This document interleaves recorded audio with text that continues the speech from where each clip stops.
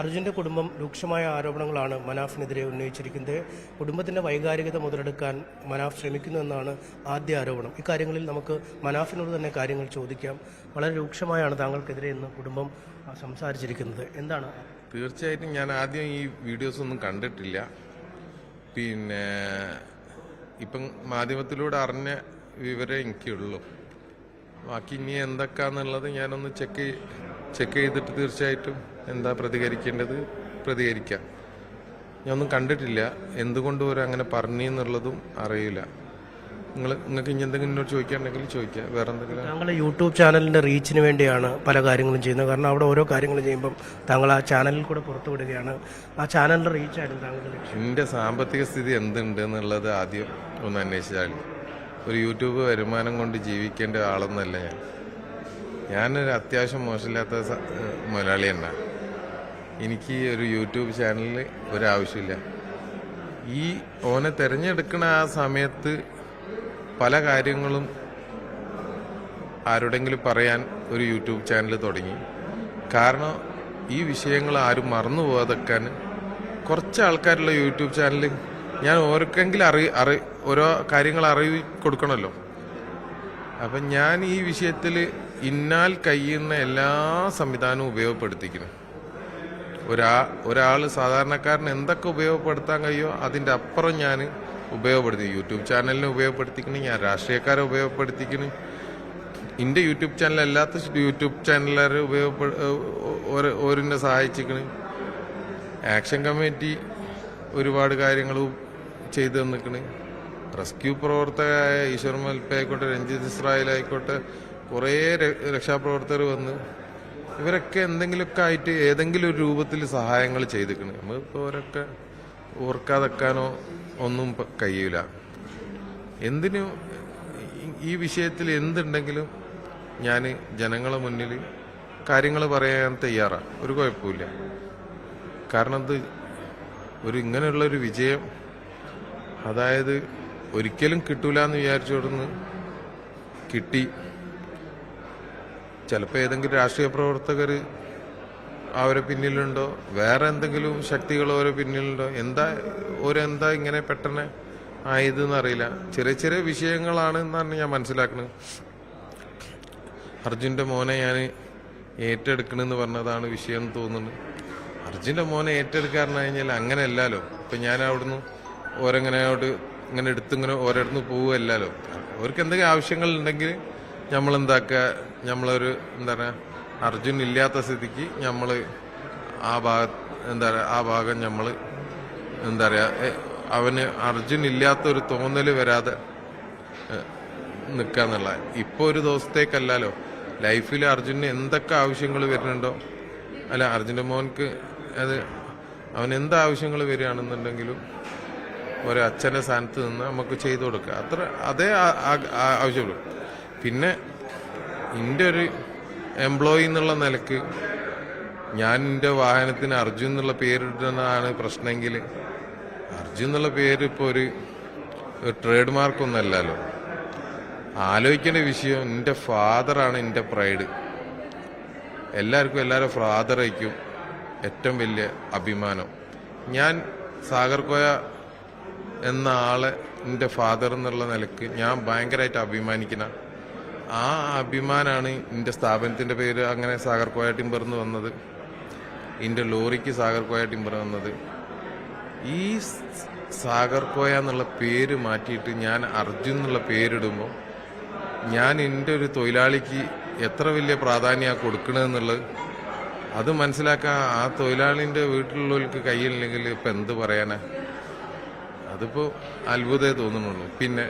പിന്നെ ഒരു ആരോപണം കേട്ടത് ഒരു 2000 റുപ്യ കൊടുത്തുനിന്ന് എൻ്റെ ഒരു ഉസ്താദ്, അതായത് നമ്മളൊരു ആത്മീയ നേതാവ്, ഞാൻ ബഹുമാനിക്കുന്നൊരു മനുഷ്യൻ ആ വീട്ടിൽ പോയിട്ട് കുട്ടികളെ കാണുമ്പോൾ അപ്പൂപ്പന്മാരെന്ത് കൊടുക്കും, ഒരു ചെറിയൊരു തുക പോക്കറ്റിൽ ഇട്ട് കൊടുക്കും. ആ കുട്ടിക്ക് ഒരു 2000 റുപ്യ എത്ര കൊടുത്ത പോലും ഞാൻ കണ്ടില്ല, ഒരു പൈസ കൊടുത്ത്. അതല്ലാതെ അതൊക്കെ ഇപ്പോൾ ഒരു വലിയ വിഷയമാക്കേണ്ട ആവശ്യം. പക്ഷേ യൂട്യൂബിലോ ഫേസ്ബുക്കിലൊക്കെ ഇട്ടോ അത് പ്രചരിക്കുന്നു. ഞാൻ അതിനെ പറ്റിയിട്ടൊന്നും ഞാൻ അറിയില്ല. പിന്നെ അവൻ്റെ സ്കൂട്ടർ ഓൻ തന്നെ പോയി. പിന്നെ സ്കൂട്ടറിൻ്റെ മുകളിൽ ഇവർക്ക് എന്താ ഇപ്പോൾ, സ്കൂട്ടർ ഓൻ പെയിൻ്റ് അടിച്ചതാണ്, അവിടെ എൻ്റെ വീട്ടിൽ കൊണ്ടുപോയി നമ്മൾ വെച്ച്. ഇതാണ് സംഭവിച്ചത്. ഇതിൽ ആരെങ്കിലും നമ്മൾ വീട്ടിൽ വന്നപ്പോൾ ഓൻ്റെ സ്കൂട്ടറാണെന്ന് പറഞ്ഞു. അപ്പം ആ വെച്ച രംഗ എങ്ങനെയെന്ന് പറഞ്ഞാൽ എൻ്റെ വീട്ടിലുള്ള ഓടി കാർ എടുത്തിട്ട് കാർ പോർച്ചിൽ നിന്ന് മാറ്റിയിട്ടിട്ട് അവിടെ വെച്ചത്. അത് നമ്മളെ സ്വന്തം പേഴ്സണൽ ഇത്. അത് അവർ മനസ്സിലാക്കിയിട്ട് ഒരു എന്താ പറയുക, ഒരു യൂട്യൂബിൽ ഇട്ടതിന് ഞാൻ എന്ത് ചെയ്യാനാ? ഇതൊക്കെ ഒരു വലിയ തെറ്റാണ്. എനിക്ക് തോന്നുന്നില്ല എൻ്റെ അമ്മ എന്നെ എൻ്റെ ആ ഫാമിലി എന്നെ അങ്ങനെ തള്ളിപ്പറയണത്. ഉറപ്പായിട്ടും ഞാൻ ഓരോ നെഞ്ചോട് ചേർത്തിട്ടാണ്. ഓർക്ക് എന്നെ എന്തും പറയാം. ഇതിന് ഞാനെതിരെ വലിയ പ്രതികരണത്തിന് എന്തായാലും പോകാൻ ഉദ്ദേശിക്കുന്നില്ല. തീർച്ചയായിട്ടും ഞാൻ ആ ഫാമിലിൻ്റെ കൂടെ ഓർക്ക് എന്താവശ്യമുള്ള സമയം ആ ആവശ്യമുള്ള സമയത്ത് ഞാൻ നിൽക്കും. ഇതുവരെ നിന്നിക്കണ്. വലിയൊരു പ്രയാസമുള്ള സമയനു അത് അതിജീവിച്ച ഞമ്മക്ക് ഈ ഒരു ചെറിയ വിഷയം അതിജീവിക്കാനും യാതൊരു ബുദ്ധിമുട്ടുമില്ല. ഞാൻ നേരിട്ടുള്ളൂ. അത് പ്രശ്നമില്ല. താങ്കളും ഈശ്വർ മാൽപ്പയും കൂടെ ഒരു നാടകമാണ് അവിടെ കളിച്ചത്. കാര്യം ഡ്രഡ്ജറൊക്കെ വന്ന ശേഷം ഒരു പൂർണ്ണ നാടകങ്ങളിലേക്ക് കാര്യങ്ങൾ നീങ്ങിയെന്ന് പറയുന്നു. ഈശ്വർ മാൽപ്പയൊക്കെ ആഴങ്ങളിലൊക്കെ പോയി മുങ്ങി ഒക്കെ ബുദ്ധിമുട്ടുന്ന ഒരാൾ എന്നൊക്കെയാണ് നമ്മൾ പലപ്പോഴും കണ്ടിരുന്നത്. അദ്ദേഹവും ഇത്തരത്തിലൊരു റീച്ച് കൂട്ടാനുള്ള ശ്രമം നടത്തിയെന്ന്. അങ്ങനൊന്നും പറയരുത്. യഥാർത്ഥ ഈശ്വരൻ കോപിച്ചു, അങ്ങനൊന്നും പറയരുത്. അയാൾ കഷ്ടപ്പെട്ടത് ഗംഗാവലി പോയതിൻ്റെ തീരത്ത് ഞാൻ നിന്നതാണല്ലോ. നിങ്ങളെ ചാനൽ നിങ്ങളെ ബൈജേട്ടനോട് ചോദിച്ചാൽ മതി. ഞാനൊരു ഭ്രാന്തനെ പോലെ അലഞ്ഞിക്കണ്. എനിക്കിതിൻ്റെ ഒന്നും ആവശ്യമില്ല. നമ്മളിപ്പോൾ ചെയ്യേണ്ട ഒരു കടമുണ്ട്. അത് നമ്മളെ മതം, നമ്മളെ ഗുരുനാഥന്മാർ പഠിപ്പിച്ചത് അത് ഞാൻ കൃത്യമായിട്ട് ചെയ്ത് ഇതിൻ്റെ പിന്നിലൊന്നും ആരും നിൽക്കില്ല ഈ കാലഘട്ടത്തിൽ. നമ്മൾ നിന്ന് അത്ര തന്നെ. നമുക്കത് നിൽക്കണം തോന്നി. അതിനുവേണ്ടി ഞാൻ എൻ്റെ കുടുംബവും എൻ്റെ കച്ചവടവും എൻ്റെ ജീവിതവും ഞാനൊരു ഏകദേശം ഒരു 8 കിലോ കുറഞ്ഞു. എന്നെപ്പോൾ ആൾക്കാർക്ക് കണ്ടിട്ട് മനസ്സിലാവില്ല, പ്രായം കൂടിപ്പോയി എന്നാണ് പറയുന്നത്. എൻ്റെ സഹപ്രവർത്തകരത്. ഞാനിവരെ കൂടാണ് ജീവിച്ചത്. എൻ്റെ താങ്ങും തണലാണ്. അപ്പം എന്നെ മനസ്സിലാവില്ല. ഞാനിവിടെ 2.5 മാസത്തിന് ശേഷമാണ് എൻ്റെ സുഹൃത്തുക്കളൊക്കെ കാണാൻ വരുന്നത്. ഞാൻ ഒരുപാട് ക്ഷീണിതനായിപ്പോയി എന്ന് പറയുന്നുണ്ട്. ഇതൊന്നും ഞാൻ ഓർക്കില്ലേനു. എനിക്കിതൊന്നും ഓർമ്മയില്ലേനു. ഒരു ലക്ഷ്യത്തിന് വേണ്ടിയിട്ട് ഇറങ്ങി പുറപ്പെട്ട് ആ ലക്ഷ്യത്തിന് എൻ്റെ കൂടെ ഒരുപാട് ആളുകളുണ്ടായിന്. ഓരൊക്കെ തള്ളി പറയുമ്പോൾ എനിക്ക് വലിയ വിഷമം തോന്നില്ല. ഓരോ പറയുമ്പോൾ എനിക്ക് ഒരുപാട് വിഷമം തോന്നുന്നുണ്ട്. ചെറിയ കുട്ടികളാണ്, എന്തെങ്കിലും അവിവേകം പറ്റിപ്പോയിണ്ടാവും. ക്ഷമിച്ചു കൊടുക്കുക. ആരും ഓലെ കുറ്റം പറയരുത്. ഞാൻ ദയവ് ചെയ്ത് പറയാണ്, ആ ഫാമിലിനെ കുറ്റം പറയരുത്. ഇത്രയൊക്കെ തന്നെ പറയാനുള്ളൂ. ഞാൻ ഒന്ന് കേട്ടെ. കഴിഞ്ഞ ദിവസം വരെ, ഇന്നിപ്പം ഉച്ചവരെ അല്ലെങ്കിൽ വൈകുന്നേരം 4 മണി വരെ താങ്കളെ ഒരുപാട് വാഴ്ത്തിപ്പാടുകയായിരുന്ന ആൾക്കാർ. ഒരു പ്രശസ്തനായി അല്ലെങ്കിൽ അങ്ങനെയൊക്കെ ആയിരുന്നു. ഒരു പക്ഷേ എല്ലായിടത്തുനിന്നും അങ്ങനെ ഒരു പ്രതികരണങ്ങളൊക്കെയാണ് വന്നത്. പക്ഷെ പെട്ടെന്നാണ് എല്ലാം മാറി മറിയുന്നത്. താങ്കൾക്ക് വലിയൊരു വിഷമം തോന്നുന്നുണ്ടോ? അറിയില്ല എന്താന്നുള്ളത്. ഞാനായിട്ട് ഫേമസ് ആയിട്ടുമില്ല. ഇനിയിപ്പോൾ ഫേമസ് ഞാനായിട്ട് ആയാലും അതും കുഴപ്പമില്ല. ഇങ്ങനെ അപമാനം എനിക്ക് ഇപ്പം ആദ്യമായിട്ടൊന്നല്ല. എനിക്ക് പല ഘട്ടങ്ങളിലും അപമാനം സഹിക്കേണ്ടി വന്ന്.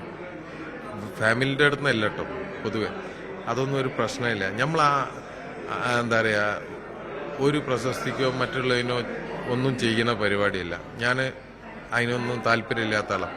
കുറച്ച് സമൂഹത്തിന് കുറേ കാര്യങ്ങൾ പറഞ്ഞു കൊടുക്കേണ്ടിയുണ്ടായിരുന്നു. ഞാനൊരു കച്ചവടക്കാരനാണ്, കുറേ കച്ചവടത്തിൽ ബിസി ആയിരുന്നു. പക്ഷേ എൻ്റെ ബിസിനസ്സിൻ്റെ പുറമേക്ക് വന്നപ്പോഴാണ് സമൂഹത്തിൽ കുറേ മാറ്റങ്ങൾ വരേണ്ടതുണ്ട് എന്ന് മനസ്സിലായത്. അതിനെപ്പറ്റി ഞാൻ കുറേ സംസാരിച്ചിരിക്കുന്നു. അത് തീർച്ചയായിട്ടും ഇനിയും സംസാരിക്കും. അതൊക്കെ അർജുൻ്റെ വിഷയം കഴിഞ്ഞ് ഇനി ഈ വിഷയത്തിൽ ഞാനായിട്ടൊരു വിവാദം ആഗ്രഹിക്കുന്നു. ഇത് അവസാനിപ്പിക്കുകയാണല്ലേ അർജുൻ്റെ വിഷയം? ഇതോടുകൂടി അവസാനിപ്പിക്കുന്നു? അതെ, ഞാൻ ഓൾറെഡി അത് കഴിഞ്ഞു. ഇനി അർജുൻ്റെ വിഷയം അത് കൊണ്ടു നടക്കേണ്ട ആവശ്യമില്ല. അർജുനെ നഷ്ടപ്പെട്ടു, കണ്ടെത്തി.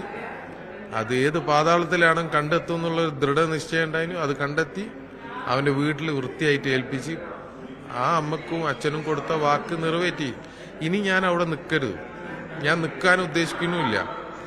പിന്നെ എന്താ പറഞ്ഞു കഴിഞ്ഞാൽ ഞാനൊരു ഫാമിലിനെ കിട്ടിയെന്ന് സന്തോഷിച്ചിരുന്നു. പിന്നെ അതിന് എന്താ പറഞ്ഞ മനാഫിന്റെ സ്നേഹത്തിന് അവിടെ വില ഇല്ലെങ്കിൽ മനാഫ് പിന്നെ അവിടെ നിൽക്കൂല, പോരും. വീഡിയോകളൊന്നും ഇനിയും യൂട്യൂബിൽ സ്വന്തം യൂട്യൂബിലൊന്നും അല്ല, എന്റെ യൂട്യൂബ്, എന്റെ ലോറി, അതൊന്നും അല്ല. ഈ അർജുന്റെ വീഡിയോകളൊന്നും ഇനിയും ചെയ്യുമോ? അത് അവരുടെ ആവശ്യം അതുകൂടിയാണ് ഇത്തരം. അതൊക്കെ അർജുൻ എന്ന് പറയുന്നത് എന്താ പറയാ, ആ ഒരു ജനവികാരം ആ അർജുന്റെ എല്ലാവരും മനസ്സിലുണ്ട്. ഇനി ആ വിഷയങ്ങളിൽ ആവശ്യമില്ല അല്ലോ. അങ്ങനെ പേര് പോലും പറയരുത് പറഞ്ഞ വിലക്കാൻ നമ്മളിപ്പോ ജീവിക്കുന്നത് ഇന്ത്യയിലല്ലേ. അതൊന്നും ആർക്കും അത് നോക്കണ്ട. ഇതൊക്കെ ചെറിയ മാറ്ററാ. അതൊക്കെ വെറുതെ താങ്കൾ വല്ലാതെ മുറിവേറ്റോ ശരിക്കും ഈ പുറത്ത് പറയുന്ന? മുറിവ് എപ്പോഴും എനിക്ക് പുത്തരിയല്ല. ഞാൻ മുറിവ് ഏറ്റിട്ടും വീണിട്ടും എണീറ്റ് ഓടെ ആളാണ് ഞാൻ അത്ര വേഗം തളരൂല. എന്തായാലും